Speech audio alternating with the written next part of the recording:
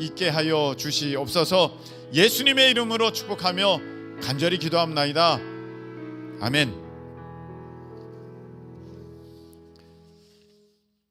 자, 한번 따라하시기 바랍니다. 선한 싸움을 싸워라. 선한 싸움을 싸워라.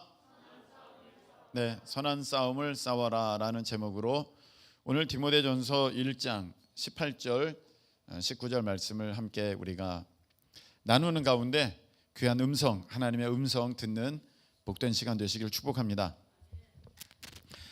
여러분, 신앙생활은 사실 누구나 다 잘한다고 생각해요. 자기가 나는 잘해 이렇게 생각합니다. 못한다고 생각하는 사람 아무도 없어요. 다 잘한다고 생각합니다. 근데 열매가 있어야 잘하는 거거든요. 좋은 나무가 좋은 열매 맺는다고 그렇게 되어 있습니다. 내 삶에 그런 열매 없으면 우리 다시 한번 생각해 봐야 됩니다. 네, 보통 제가 여러 차례 말씀을 드렸습니다만 10대 후반 그리고 20대 초반에 하나님께서 여러분들을 이렇게 쓰실 거야 라고 하는 아주 특별한 일이, 보통은 나로서는 상상을 못한 그런 놀라운 일이, 역사가 10대 중후반 그리고 20대 초반에 딱 나타납니다. 그걸 잘 캐치를 하셔야 돼. 야, 이거 내가 이렇게 대단한 사람이야? 그러니까 아니에요. 야, 이거 대단하다. 이거다. 요셉이 꿈을 꾸고 10대 후반에 길을 떠나죠. 물론 자기가 의도적으로 떠난 것은 아니라 강제로 옮겨지게 되지만 그렇게 되는 것입니다. 다윗 10대 후반에 기름 부음 받습니다. 특별한 사건이죠. 여러분, 10대 후반에 또 20대 초반에 아주 괄목할 만한, 아주 주목할 만한 그런 놀라운 그런 어떤 사역, 어떤 사건 있게 됩니다. 하나님이 나를 이렇게 쓰실까? 이렇게 한번 여러분들이 생각해 보시면 될 것 같습니다. 보통의 경우를 말씀드립니다. 일반적으로 우리가 이제 일찍부터 신앙생활을 했을 경우, 만일에 좀 늦게 신앙생활을 하면은 조금 더 늦어질 수는 있습니다. 그래서 이렇게 신앙생활을 잘 하잖아요. 그러면 빠르면 30대부터 하나님께서 나를 통해 일하시는 일들이 보여지기 시작합니다. 우리 다니엘 기도에 나왔던 현승원 대표처럼 30대에 하나님께서 재정사역가로서, 사역자로서 그렇게 쓰시는 모습들이 나타나기 시작한다는 것이죠. 30대가 너무 빨라요가 아니에요. 그런 일이 일어나기 시작합니다. 예수님 30살에 공생애를 시작하셨습니다. 세례요한 마찬가지죠. 요셉도 그렇고요. 우리 다니엘 일찍부터 그렇게 쓰임 받고 이제 계속 쓰임 받게 돼요. 다윗도 그렇고 이제 그렇습니다. 이제 30대부터 나타나고 좀 늦으면 40대 이렇게 나타납니다. 그러니까 50대가 되면은요, 이게 분명해져야 돼요. 사실 신앙생활을 제대로 한 사람들이면 50대 정도 되면은 열매가 반드시 있어집니다. 그래서 와, 저 사람은 하나님이 저렇게 쓰시는구나. 하나님은 저분을, 저 권사님을, 저 집사님을 참 교회와 성도들을 위해서 목사님의 사역을 기도로 돕는 분으로 저렇게 쓰시는구나. 야, 저분은 참 헌신하시는구나. 다른 성도들을 섬기시는구나. 전도하시는구나. 저분은 참 재정 사역자이시구나. 저분은 참 가르침의 은혜가 탁월하구나. 참 교사시구나. 이런 모습들이 50대에는 나타납니다. 만일에 그런 모습이 없다, 그럼 우리가 조금 생각해 봐야 됩니다. 60대가 되면요, 그분의 믿음의 유산이 남기 시작합니다. 교회와 믿음의 공동체에 전도하면은 야, 그분이지. 난 그분처럼 되고 싶어. 이런 모습들이 이제 나타나기 시작하고 또 하나님이 또 크게 역사하시면 나라가 야, 난 그분을 닮고 싶어. 이제 기독교인들이, 한나라의 기독교인들이 야, 그분 대단해. 그렇게 하나님께서 그분을 통해서 역사하신 그런 일들이 이렇게 남게 됩니다.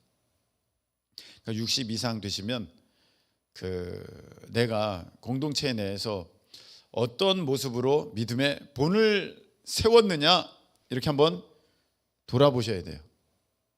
내가 남긴 믿음의 유산이 무엇이냐, 이렇게 한번 살펴보시고 그렇지 않다면 하나님 저에게도 그것 주세요. 믿음의 유산을 남길 수 있는 하나님 힘을 주세요. 네. 삼손처럼 하나님 마지막에 힘 한번 주세요. 이렇게. 그래서 삼손은 마지막에 한번 딱 남기잖아. 이제 그렇게 우리가 그 열매를 통해서 사람을 내가 신앙생활 잘하는지 볼 수 있습니다. 말 그렇지 않다면 좀 생각해 봐야 돼요. 내 문제가 뭔가. 그래서 우리가 지난주부터 보기 시작했습니다. 내가 신앙생활 잘 한다고 하는데 열매가 없다. 그리고 스스로 만족이 없다. 이게 주님께서 말씀하신 내 배에서 생수의 강이 흘러 넘치는 그런 신앙의 모습인가? 이 정도를 기쁨이라고 말씀하셨는가? 내가 주는 기쁨은 세상이 주는 기쁨과 다르다고 하셨는데 고작 이 정도인가? 내가 TV 보면서 즐거움과 재미 얻는 그것보다도 못한 이 정도인가? 만일에 그런 스스로의 의문이 드시거든 여러분들 신앙생활을 살펴보셔야 되는데 우리가 대부분 잘한다고 생각하고 있지만 이제 부족함이 있다면 내 신앙생활을 한번 살펴보자. 그래서 지난 시간에는 복음의 삶 했었습니다. 복음의 삶. 그게 무엇이냐면은 1장 3절에 나와 있죠. 다른 교훈을 가르치지 말며. 그러니까 바울이 디모데에게 명령한 거예요. 이제 그래서 다른 사람들을 명하여서 다른 교훈 가르치지 말고 신화와 끝없는 족보에 몰두하지 말게 하려 함이라. 이것은 하나님의 경륜을 이루지 못한다. 하나님의 뜻이 이루어지지 않는다. 그러니까 여러분들 우리가 집중해야 할 곳에 집중해야 된다는 거예요. 쓸데없는 것에 내 사역도 아니고 내 일도 아니고 또 그 말씀은 담임 목사님을 통해서 온 것도 아닌데 어떤 내가 하나님의 선지자입니다. 그래서 그 사람 얘기 듣고 거기 혹해가지고 절대 안 된다는 것입니다. 그러면 하나님의 경륜을 이루지 못하고 말만 많아지는 변론을 내는 것이다. 그래서 우리가 참 바른 교훈을 따라가야 된다. 그것은 무엇이냐? 11절에 맡기신 바 복되신 하나님의 영광의 복음을 따름이라. 영광의 복음을 따름이라. 맡기신 바 하나님의 영광의 복음이에요. 내가 맡지 못한 거 아니야. 남의 것 아니고 흩어져 있는 건 아니야. 내가 다 할 수는 없어요. 맡기신 바 하나님의 복음의 영광을 따르게 하려 함이라. 따름이니라. 이렇게 되어 있습니다. 그 다음에 기도보다 먼저 준비할 것 했죠.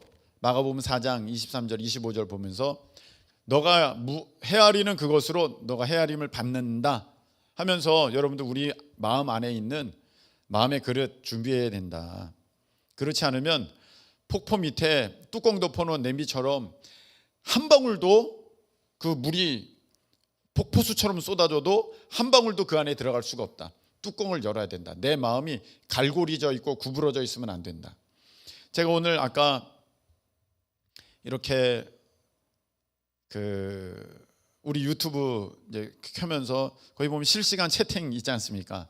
누가 들어와서 이렇게 내가 들어왔습니다. 아멘 하고 이렇게 있는데 군에 있는 한 형제가 이제 들어왔어요. 그러니까 우리 한 권사님이 거기에 반가워. 건강 잘 이렇게 챙기고 잘 있지? 그래서 예 좋습니다. 네 감사합니다. 이렇게 해서 아주 참 좋은 모습이 있었어요. 근데 만일에 그렇지가 않은 거야. 이게 만일이야. 상상이야. 어떤 군에 있는 다른 형제가 그거 보고 이거 봐라. 나는 아무 말도 없네. 그럼 이름을 넣어 거다가 이름을 저도 있어요. 이렇게 하면 되잖아.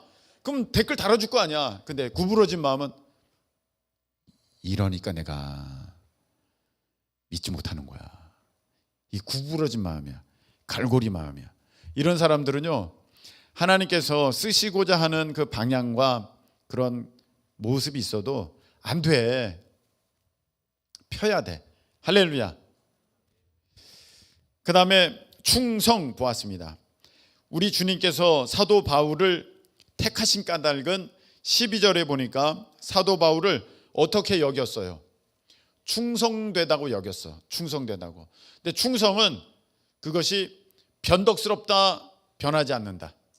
변하지 않아. 신실해. 그래서 목사님 오늘은 못하겠는데요. 말없이 그냥 나오지 않고 잠수 타고 충성스럽지 않은 거야. 여러분들이 하나님께서 정말 여러분들의 삶을 통하여서 하나님의 놀라운 영광, 그런 또 하나님의 일들을 나타내시기를 원하신다면 여러분들 충성스러운 일꾼 되시길 축복합니다. 변함이 없어야 되고요. 충성이라는 것 자체가 대상이 있는 거거든. 그 말은 자기 자신에게 충성 아니잖아. 자기 자신에게 충성은 이기적인 거지. 그 대상이 있다는 것은 내가 질서를 따른다는 거예요. 영적 질서를 따른다는 거예요. 그래서 그 질서를 따라서 내가 순종해야 할 부분, 순종해야 할 영역, 그리고 순종해야 할 대상에게 그렇게 순종한다. 그리고 책임감 아니라 억지로 하는 게 아니라 지극히 정성스러운 마음으로 하는 것이 충성이다. 자원하는 마음으로. 그게 충성이지. 알았어요, 제가 할게요. 충성 아니거든. 네. 그 다음에 이 충성스러운 사람은 자신의 일에 얽매이지 않는다. 항상 주의 일이 우선이다. 이런 사람이 30에 열매를 나타내고 40에 나타내고 50에 나타내고 반드시, 그리고 60에 그 풍성한 열매를 누렸던, 먹었던, 보았던 믿음의 후대들이 나타나서 저도 당신처럼 되고 싶어요 하는 일들이 있게 된다는 것입니다. 오늘은 이제 그 다음입니다. 18절 보겠습니다. 아들 디모데야. 좋죠? 자녀라고 부르고 있어요.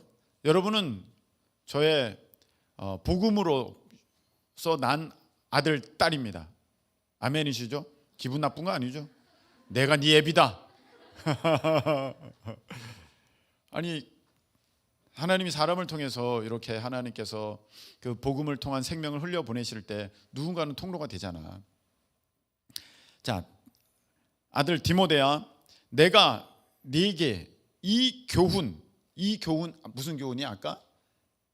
하나님께서 내게 맡기신 바른 교훈, 하나님의 말씀, 이 교훈으로서 명하노니. 그러니까 이거는 자기 얘기가 아니라는 거야. 하나님의 말씀을 두고 하나님의 뜻을 따라서 너에게 명하노니. 여기서 잘 보세요, 여러분. 디모데를 자녀라고 부르고 있지만 바울은 디모데에게 아주 이 엄한 표현을 쓰고 있습니다. 내가 너에게 명한다. 내가 명령 내린다. 심지어는 디모데전서 5장 21절에 보면 엄히 명하노니 이렇게 돼 있어요. 내가 엄하게 명한다. 아니, 어느 부모가 내 명령이야, 밥 먹어. 그런 부모가 어디 있겠어? 명령이야, 지금 일어나. 그런 사람이 어디 있겠어요? 부모가 명령이야, 너 8시까지 일어나. 엄히 명한다. 안 그러잖아. 부모가 무슨 자식에게 명령해. 근데 바울은 그렇게 하고 있다는 거예요. 요거는 제 그 변호입니다. 변호. 사모님이 집에서 저에 대해서 이렇게 얘기를 해요. 그 말투 좀 고치라고. 말투 좀. 너무 딱딱하다고. 천성이 그렇고 어렸을 적부터 그렇게 자라났어요. 우리 집엔 모두 명령이에요. 네. 거기서 살아남으려면 다가 명령해야 돼. 네. 그렇게 됐어요. 근데 어느 날 제가 이렇게 생각이 들었어요. 이거 고쳐야 되나? 고칠까? 그래서 그랬구나. 아유, 얼마나 힘들었니? 그래, 쉬어, 누워, 괜찮아. 목사가 조심해야 될 게 있다고 그러더라고요. 신학교에서는. 하나는 돈이고 하나는 여자를 조심하래요. 그것 때문에 큰 문제가 생길 수 있다고, 그거를 아주 신학교에서 선배 목사님들이, 교수님들이 알려주셨습니다. 그래서 저는 조금 안심했죠. 나는 무서워서 접근을 못할 것이다. 네. 그래서 여러분들이 조금 그러신 부분도 있을지도 모르요. 그래, 괜찮아. 그럴 수도 있지 뭐. 그래, 잘했어. 저는 그렇지 않죠. 내가 다 지켜보고 있어. 똑바로 해. 긴장 풀어졌어 너. 여러분, 사도 바울은 디모데한테 명하고 있어요. 태도가 좀 다를 뿐이지 사도 바울이 디모데를 그러면 사랑하지 않았나? 그건 아니겠죠. 이렇게 하나님은요, 때로는 우리에게 엄히 명령하시기도 해요. 분명하게, 확실하게 너 이건 안 돼! 아주 단호하게 말씀하십니다. 하나님의 사랑이 없어서가 아닙니다. 하나님이 여러분을 싫어해서도 아닙니다. 자녀마다 징계한다고 하셨어요. 하나님께서는 때로는 그것이 내게 있어서 엄하게, 정말 때로는 너무 두렵게 느껴져도 하나님께서는요, 사랑하는 자를 징계하신다. 사랑하는 자를 책망하신다. 할렐루야.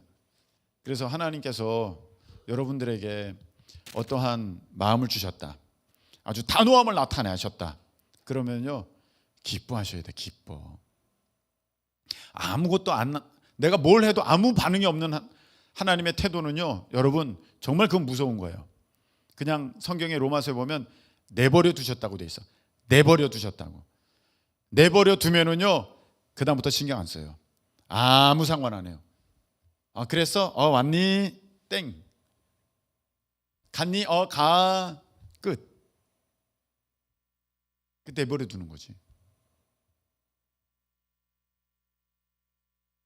하나님께서 여러분들에게 엄히 명하실 때 여러분 기뻐하시고 감사할 수 있기를 축복합니다. 하나님이 내게 아직 기대하고 계시는구나.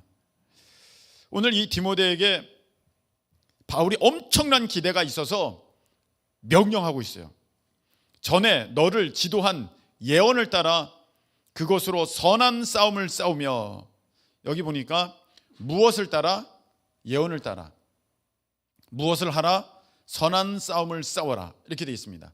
여기 보니까 뭘 따라? 예언을 따라. 이 예언에 대해서 일반적으로는 이렇게 말씀하십니다. 말씀을 따라 선한 싸움을 싸워라. 맞는 얘기죠. 근데 여기 보니까 앞에 설명하는 부분이 붙어 있어요. 어떤 것이냐면은 그 전에 너를 지도한 예언이에요. 말씀을 따라 선한 싸움을 싸워라, 이렇게 보편적인 어떤 가르침을 한 것이 아니라 특별히 사도 바울이 지목하면서 전에 지도한 예언을 따라, 창세기부터 요한계시록까지의 그 말씀, 그 전체를 말씀하신 게 아니라 디모데에게 구체적으로 말씀하신 그 한 부분이 있다는 거예요. 그 예언의 말씀이죠.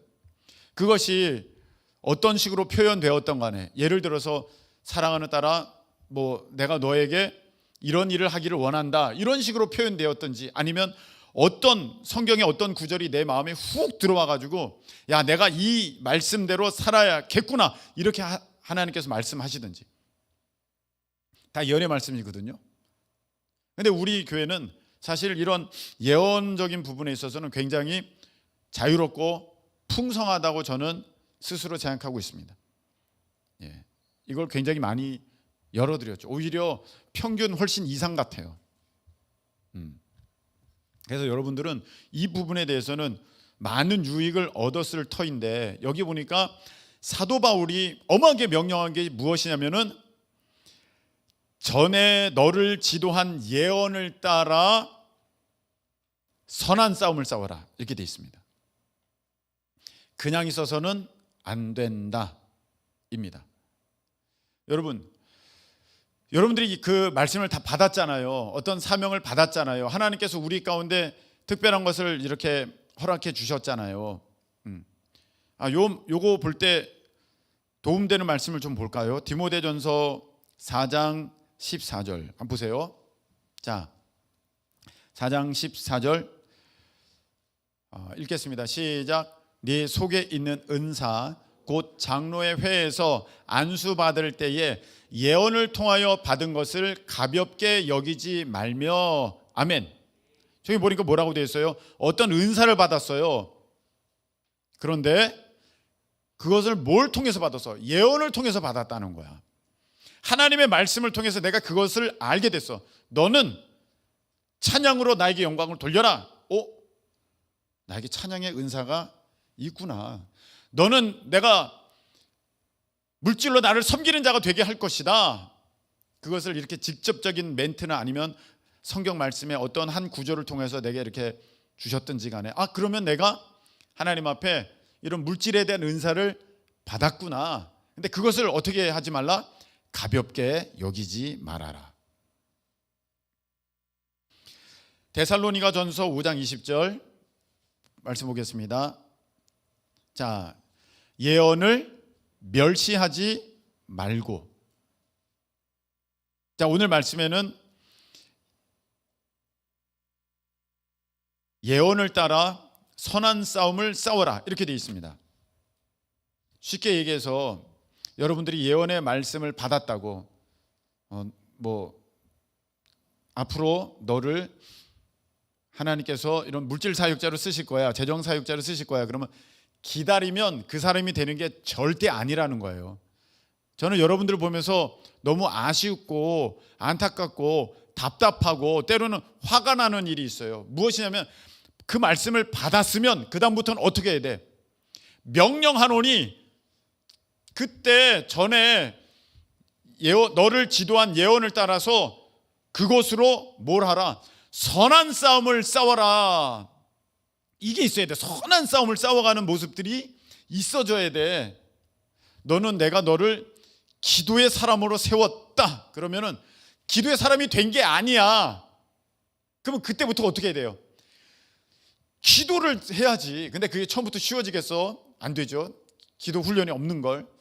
그래도 이제 스스로 막 무릎 꿇고 막 어떻게든지 교회 와서 그냥 이렇게 사람 그 성도들 이름을 불러가면서 목사님, 사모님 위해서 기도하면서 교회를 위해서 기도하면서 사역을 위해서 기도하면서 몸부림쳐야 돼. 선한 싸움을 싸워라 이렇게 돼 있잖아요. 그래야 하나님께서 그 일을 이루시거든요. 다윗이 기름 부음을 받았어. 너는 이제 왕이 될 거야.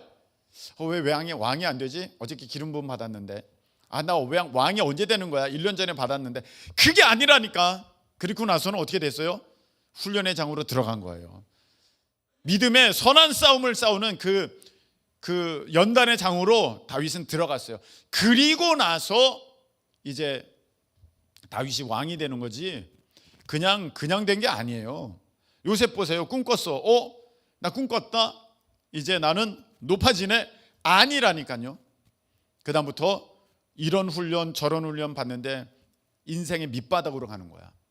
처절한 아주 그냥 그런 훈련장의 장으로 들어가는 거야. 거기서 요셉은 어떻게 해요? 선한 싸움을 싸우는 거예요. 세상에 지지 아니하고 가치관에 지지 아니하고 육신의 종욕에 넘어지지 아니하고 하나님께 대해서 믿음을 저버린 불평의 모습을 보이지 아니하고 그 선한 싸움을 싸워 가니까 거기서 그 예언의 성취가 일어나는 역사가 있게 되었더라. 할렐루야. 그래서 여러분들 그 받았잖아요. 예언을 멸시하지 말며 가볍게 여기지 말며. 우리는요 그거 받아놓고 다 잊어버려. 그리고 우리는 뭘로 만족을 하냐면 나 예언기도 받았어. 좋게 나왔어. 이건 오늘의 운세랑 같은 거지. 오늘의 운세 뽑았더니 오늘 길 가다가 좋은 일이 있을 거지. 이거랑 같은 거지. 그렇게 이루어지는 게 아니라는 거예요. 하나님의 말씀은 내가 받은 말씀을 붙들고 그것을 따라서 아주 힘써서 싸워갈 때, 선한 싸움을 싸울 때 그 일이 이루어지는 것입니다. 여러분 시작하실 수 있기를 축복합니다. 그걸 붙들어야 돼요. 오늘은 이렇게 받았어. 작년엔 저렇게 받았는데 올해는 더 좋아. 아무 소용없어. 왜 더 좋은 걸 주셨을까? 가만히 있으니까 하나님이 더 독려하려고, 더 격려하려고, 더 푸시하려고, 너 이제 해야지. 이제는 그러니까 이제는 좀 해야지.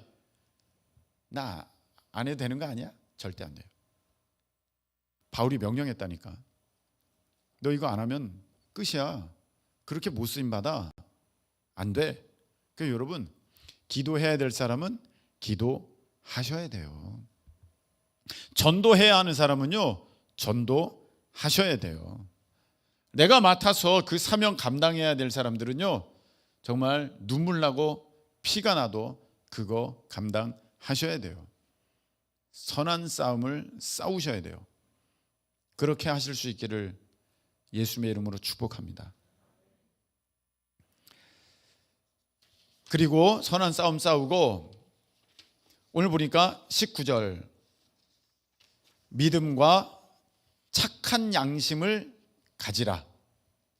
믿음과 착한 양심을 가지라. 어떤 이들은 이 양심을 버렸고 그 믿음에 관하여는 파선하였느니라, 이렇게 되어 있는데, 이 믿음은 구체적으로 어떤 믿음이냐면은 5절에 사도 바울은 이미 말씀하셨거든요. 자, 보세요. 5절 사도 바울을 통하여서 주신 하나님의 말씀, 이 교훈의 목적, 시작. 이 교훈의 목적은 청결한 마음과 선한 양심과 거짓이 없는 믿음에서 나오는 사랑이거늘. 아멘. 그러니까 거기 보면 믿음은 어떤 믿음이야? 거짓이 없는 믿음. 여러분, 하나님께서 보시는 믿음은요, 진짜 믿음이에요. 사람들 앞에 믿음 있는 척이 아니라 진짜 믿음을 보시는 거라니까. 말로만 하는 믿음이 아니라 행함으로 나타난 그 믿음의 순종의 모습을 하나님은 그걸 보고 계시는 거야. 그게 거짓 없는 믿음이에요.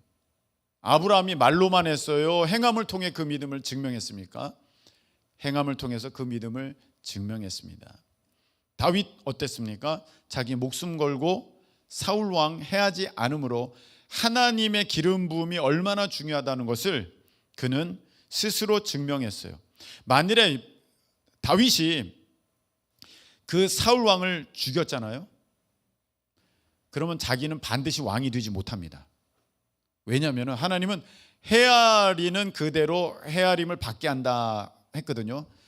자기가 기름 부음 받아서 왕이 될 거라는 하나님 말씀 받았잖아요. 근데 자기 스스로 그 기름 부음 받은 자를 죽여서 그 기름 부음이 별것 아니라고 해버리면 그것은 곧 나에게도 적용되는 거야. 그래서 왕으로서의 기름 부음은 의미가 없어지는 거야. 다윗은 이것을 잘 알고 있었어요. 그래서 절대로 내가 손을 대지 않는다. 그래야 그것이 내게도 똑같이 귀한 것임이 증명되어지는 것이기 때문에, 내가 거짓 없는 믿음을 하나님 앞에 보여드린 것이기 때문에, 그래야 내게도 그 하나님의 뜻이 이루어진다. 말로는 내가 진짜 목사님 이 사역에 내가 저를 헌신하고 할 거예요.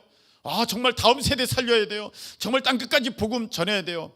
그러면서 내 삶에 나타나는 열매가, 나타나는 증거가 보여지는 모습이 전혀 없다면 하나님께서는 그것을 거짓 없는 믿음이구나, 그렇게 여기시지는 않을 것입니다.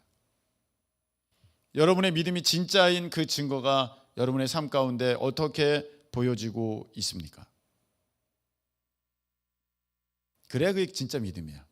그래서 오늘 말씀은 보면 믿음과 착한 양심을 가지라. 착한 양심.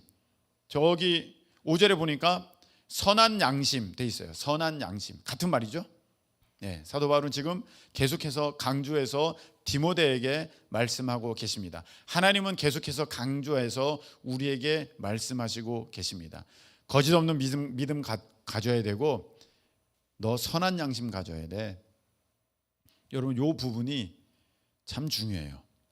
우리는 믿음 강조했지만 양심에 대해서 별로 생각한 적이 없어요. 근데 사도 바울을 통해서 하나님은 내가 너에게 준 양심, 특별히 화인 맞은 양심이 아니라, 악한 양심이 아니라, 나쁜 양심이 아니라 좋은 양심, 선한 양심이 얼마나 중요한지 하나님 우리에게 말씀을 주셨는데, 시편에 나와 있습니다. 자, 시편 보겠습니다. 16편 7절 읽겠습니다. 자, 시작. 나를 훈계하신 여호와를 송축할지라. 밤마다 내 양심이 나를 교훈하도다. 아멘. 하나님이 훈계하셔요. 가르쳐 주셔요. 근데 그것이 어떻게 나타나? 내 양심이 나를 교훈해. 밤마다 하나님이 가르치시는데 어떻게 가르치셔? 밤에 찔려. 오늘 내가 하루 사는 동안에 내가 거짓말 너무 많이 했네. 음란한 생각을 가졌네. 그러면 안 되는데. 요 마음이 거리낌 있는 그게 나를 가르친다는 거예요. 특별히 하나님의 음성이 귀로 들리면서 너가 오늘 거짓말을 하였느니라. 그렇게 해서 내가 하나님 앞에 배움이 되는 게 아니라 오늘 다윗을 통하여서 하나님께서 보여주시는 하나님의 가르침은 너 마음에 이미 떠올랐잖아. 너 마음에 이미 찔림이 됐잖아. 그거 내가 가르쳐 준 거다. 그 말씀을 하시는 것입니다. 여러분 어떻습니까? 오늘 하루 어떻게 사셨어요? 여러분의 양심이 여러분에 대해서 어떻게 말씀하고 증명하고 여러분들을 가르치고 있습니까? 시편 26편 2절 보세요. 26편 2절 시작. 여호와여 나를 살피시고 시험하사 내 뜻과 내 양심을 단련하소서. 아멘. 다윗은 또 이렇게 고백하고 있어요. 하나님, 나를 잘 살펴보시고 테스트 하시는데 그 모든 것을 통해서 내 뜻, 내 의지, 내 계획, 내 방법, 내 생각, 그리고 내 양심을 단련시켜 주세요. 왜? 우리 생각은요, 내 뜻은요, 세상 따라가게 돼 있거든. 세상마다 이게 옳아, 세상 어떤 시대, 연대에 따라서 이게 참 좋은 거야, 이거야 라고 하는 그 주류되는 가치관이 있어요. 그 뜻이 있어. 근데 하나님께서는요, 그것을 테스트를 통하여서 또는 하나님께서 훈련시키셔서 그 뜻을 하나님의 뜻에 맞게 하시고, 여러분 이 시대는요 돈이 최고 아니에요. 이 시대는 외모가 최고 아니에요. 이 시대는요 어떤 인기가 최고 아니에요. 유튜버, 유명 유튜버. 근데 하나님은요 나에게 말씀하셔서 그거 아니야.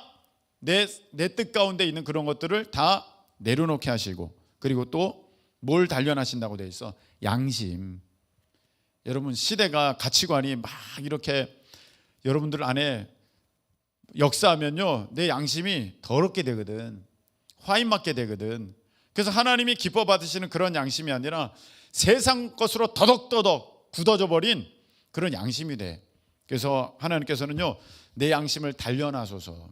그래서 믿음의 사람은 점점 갈수록 그 양심이 정말 때로는 이 양심 때문에 너무 괴로울 정도로 아주 투명하고 선명하고 깨끗하게 됩니다. 돈 10원도 그것 때문에 내가 이런 거짓 이익을 취하는 것을 너무 싫어해.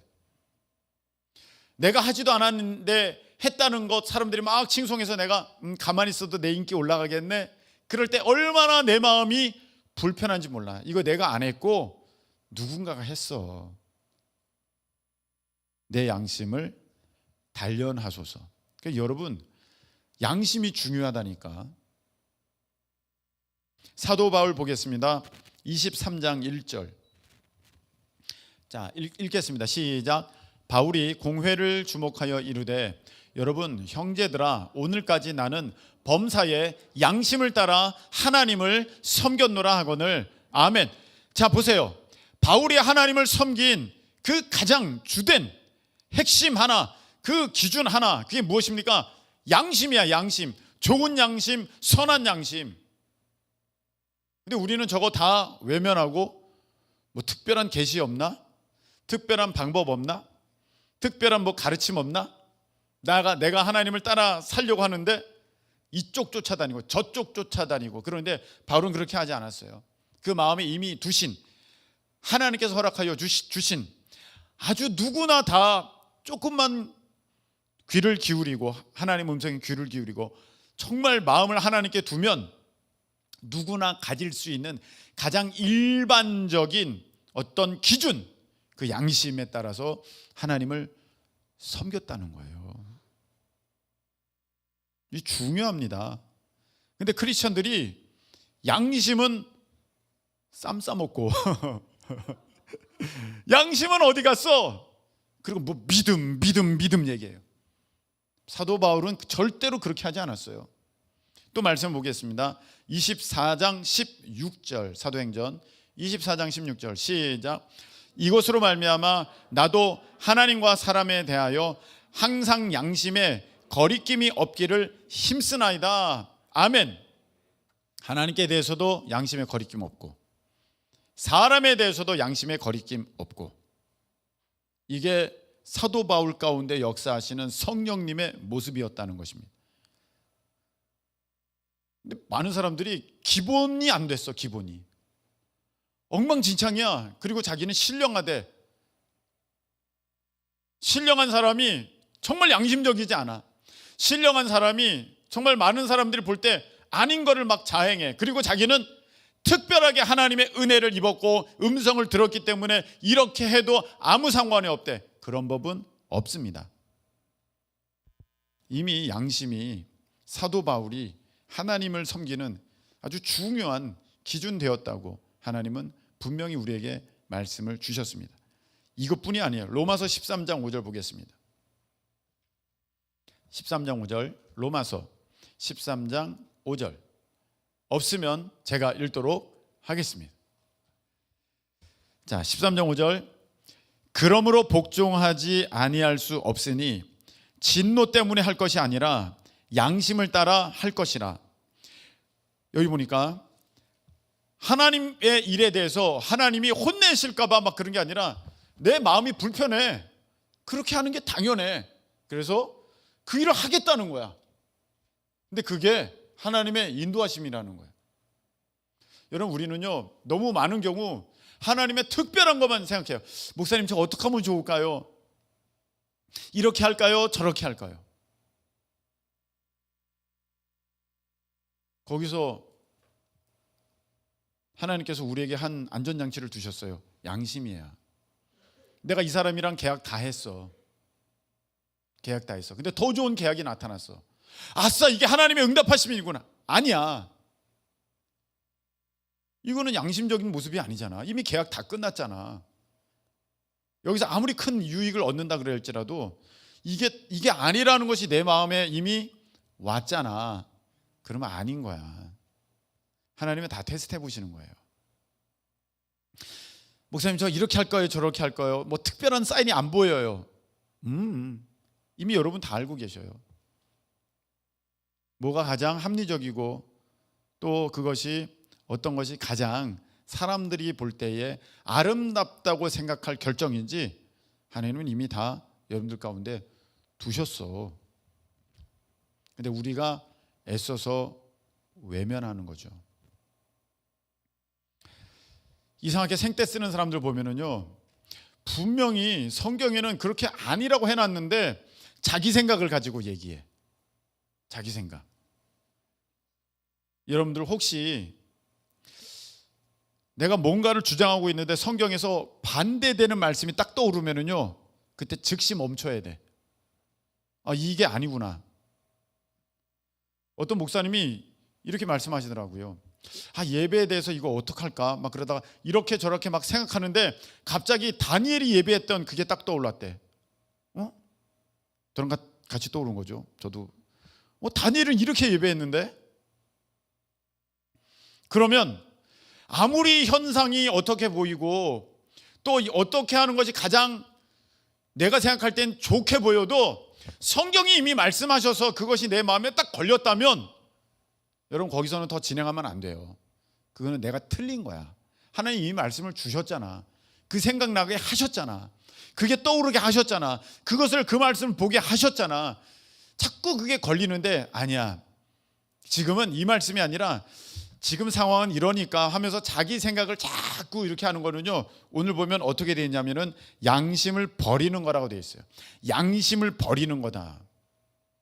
그래서 여러분, 이건 아닌데 하면서 그러면서도 하나님 말씀이 이렇게 왔는데도 불구하고 자기가 억지로 그것을 부인하면서 억지로 외면하면서 아니야, 이렇게 하면 내가 못 살아, 이렇게 하면 내가 불편해, 이렇게 하면 내가 힘들어져 하면서 자꾸 그것을 다 컷해버리고 그냥 내가 생각하기에 합리적인 거, 합당한 거, 좋은 거, 유익한 거, 그런 거 가잖아요. 그럼 내 선한 양심이 버림받는 거거든, 계속해서. 그러면 그 결과 나타나는 것이 무엇이냐면은 믿음에 관하여는 파선하였느니라. 파선이 뭐야? 배가 깨졌다. 구원 방주 깨졌다. 그 사람 구원 못 받는다. 정말 무섭죠? 나는 믿음만 있으면 나는 끝까지 천국 가는 줄 알았는데 그 믿음이 너무 알량한 믿음이야. 나는 예수님이 나를 위해 십자가에 달려 죽으셨다는 걸 믿어. 난 이거 틀림없이 믿어. 그러니까 나는 구원 받았어. 그리고 나머지 부분에서는 전부 다 하나님의 말씀을 부정하고 그냥 외면하면서 내 마음에 울려지는 그 하나님의 큰 음성을 다 끊어냈다면 여러분은 양심 버린 거고요. 그 다음에 믿음에 대해서는 파선한 거예요. 끝난 거예요. 그 사람 볼 게 없어요. 자, 이런 말씀 맺겠습니다. 오늘 사도 바울을 통해서 하나님께서는 우리에게 말씀을 주셨는데 명령으로 또 주셨어요. 어떤 걸 주셨냐? 내가 너에게 얘기했잖아. 자꾸 다른 거 구하지 말고 이미 내가 너에게 몇 번이나고 얘기했잖아. 그러니까 그 말씀을 따라서, 그 예언을 따라서, 그 약속을 따라서 너 선한 싸움 싸워. 그러면 돼. 말로만 하는 그런 어떻게 보면 거짓된 믿음 말고 내가 원하는 건 진짜 믿음이야. 아브라함 이삭을 바치려고 칼을 들었던 그 믿음이야. 있으면 하야지 아니야. 믿음이 없는 거짓 믿음이야. 진짜 믿음, 그리고 선한 양심. 이미 너 마음에 이거 찜찜한데, 이거 아닌데, 하나님 말씀에 이거 모르겠어, 덮어버려. 이미 여러분들 하나님이 다 주신 거예요, 양심을 따라서. 근데 그거 다 버리잖아요. 그럼 결국 나타나는 게 믿음의 파선이야. 여러분의 배가 깨져.